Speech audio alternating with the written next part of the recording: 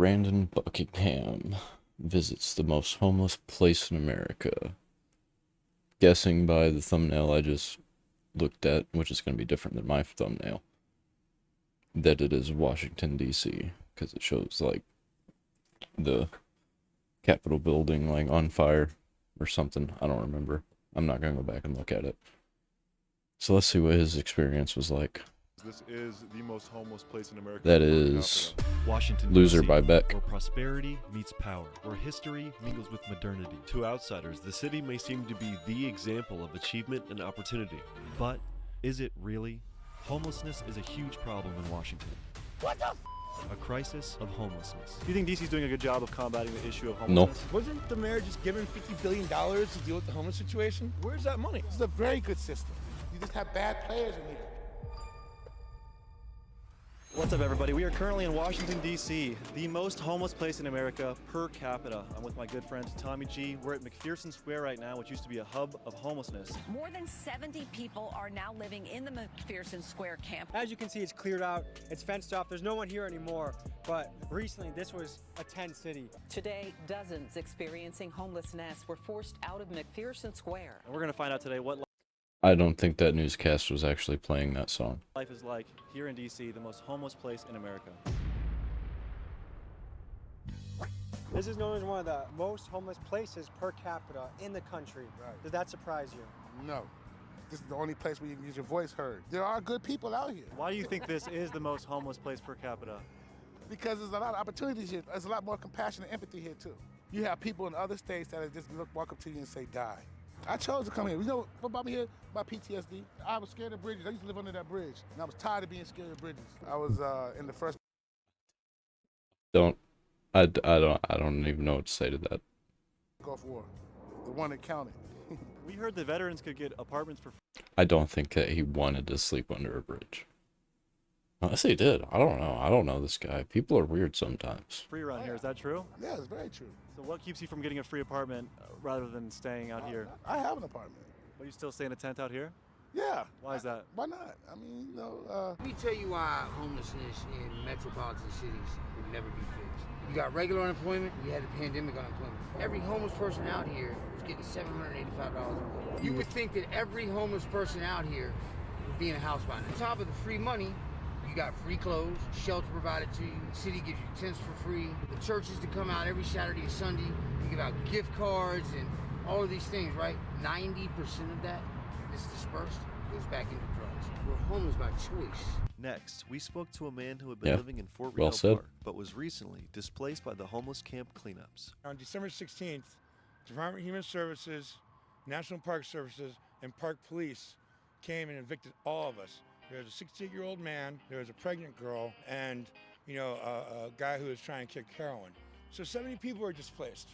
Okay, how many of those got apartments? I'm not sure. 3. We've been told by several people that the free housing was very good. Do you disagree with that? I'm on the voucher list. I've been on it for 6 months now. Just everything's starting to roll. They want to re-displace me. I've already been displaced. They want to displace me even more. And the question remains, where are we supposed to go? With nowhere to go, many homeless people sought shelter within tent cities, hidden in the woods. Behind me right now is probably the closest thing to a tent city that we found. It's pretty camouflaged by the trees and the brush. It's hard to see from the road. It's hard to know this would even be here. We have several tents. Dude, that's over kinda here with cool, tarps. actually. We got big 5-gallon jugs of water right there. Coolers, If it was a little things cleaner. cold. And right here, you have a baseball bat. I guess you could assume this could be for protection. And it just keeps going back. Laundry bins. I want to build like an actual like tent city in the woods, but not with tents. Or with tents, but not these kind of tents, with like actual big canvas tents, or maybe even like made out of bamboo or cane pole or something. That'd be cool, but that'd take a long time and that'd be expensive. There's a lot of cane pole around here though. If found, please return to Amsterdam Hall. Over here we have a scooter that is being used as a laundry rack. You gotta get this message out. It's not just, they're thinking that if you close down an encampment, okay, 1, where are the people gonna go?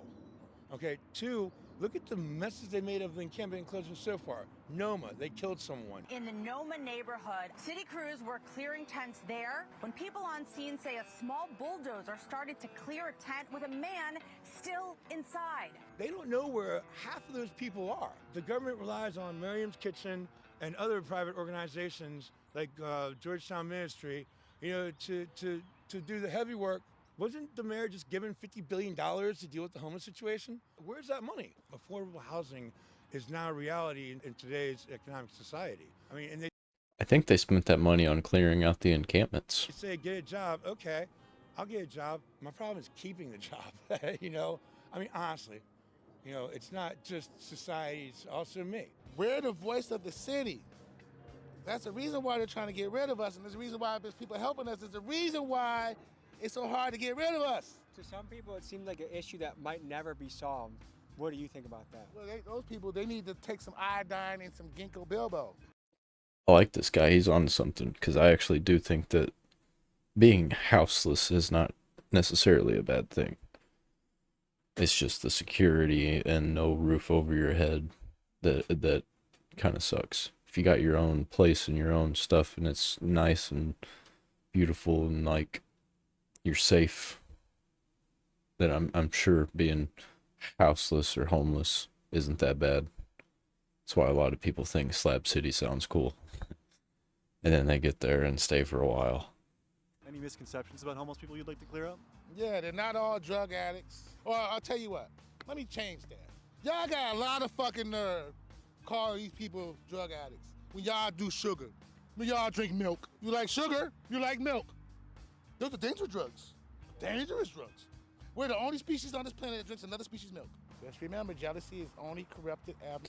Well, I mean, he's kind of right, but he's only scratching at it because, like, we do a lot worse drugs on the daily. Some people don't even realize they're doing taking in some of these chemicals in their food and their drinks that they order and get.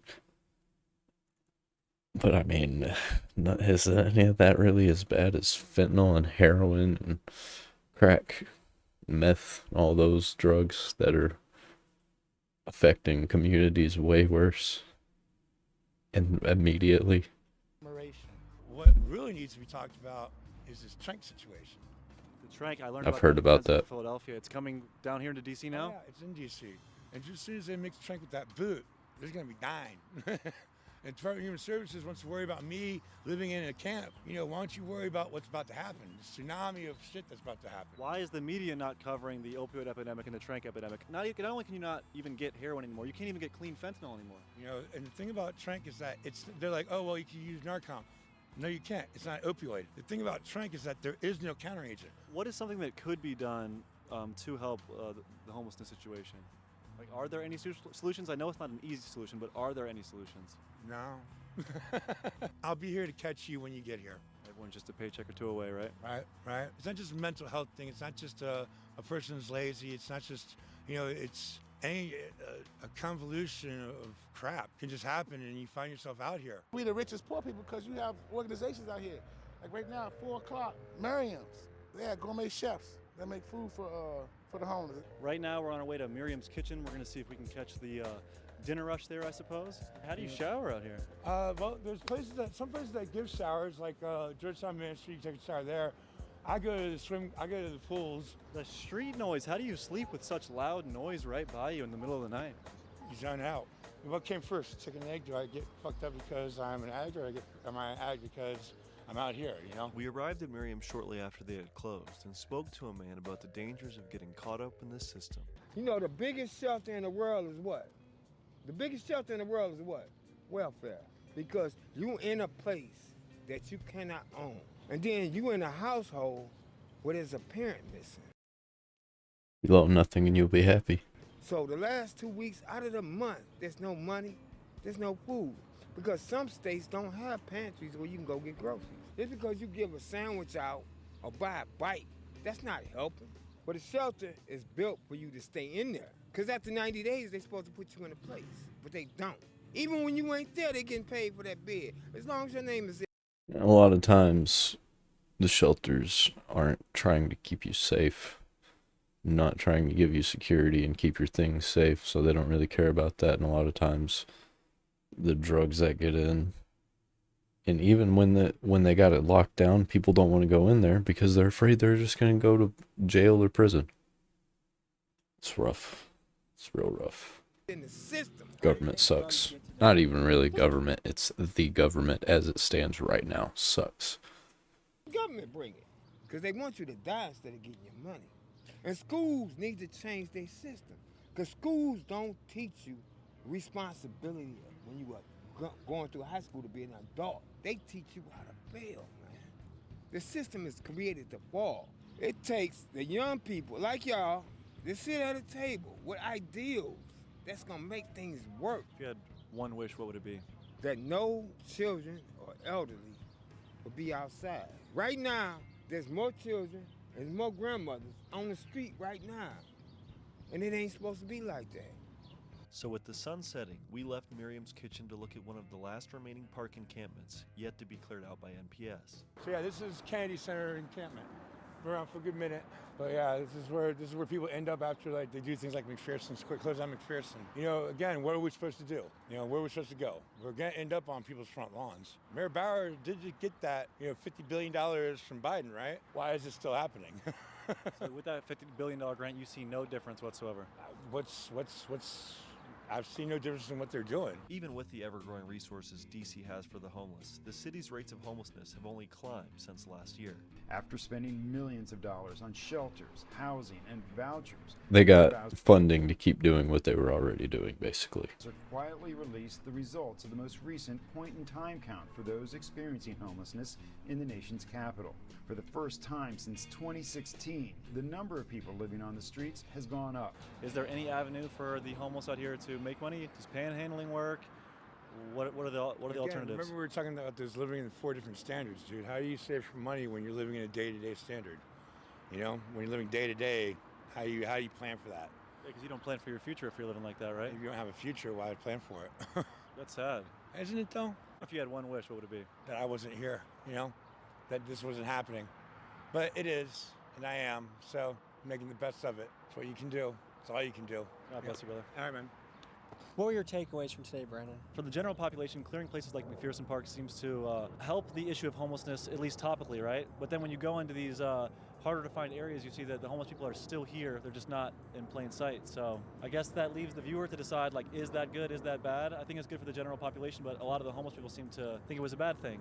I think it's one of those issues that if this was happening in front of your apartment building, in front of your workplace, Nah. sees there's needles, you want it cleared out. I think that's... Nah, even if it's hidden away, we gotta clean that up, man.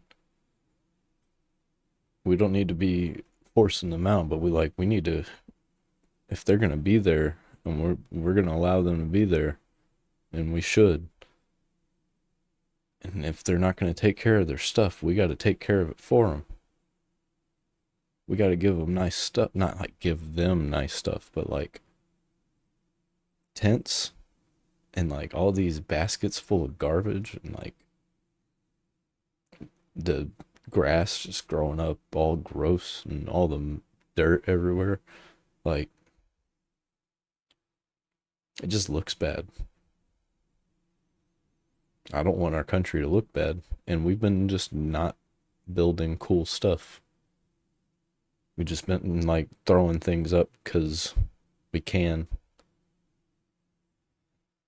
And that's got to change. Undeniable. And anyone that says different, invite people over to live in your house and see how you feel.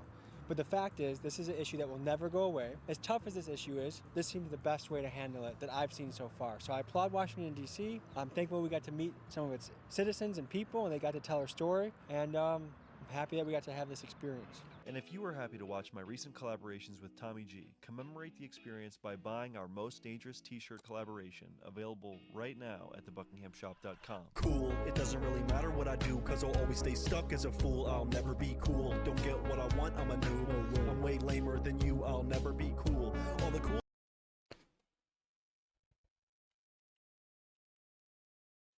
Brandon Buckingham went to Bangkok one time. That was a cool video. That's all I know about him. It's weird that this popped into my algorithm.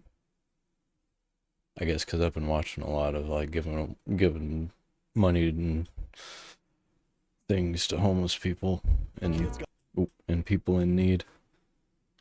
So I could see why it popped up. I'm also kind of an edgelord, so not really. Sometimes I do like the edgy content, and I used to be an edgelord.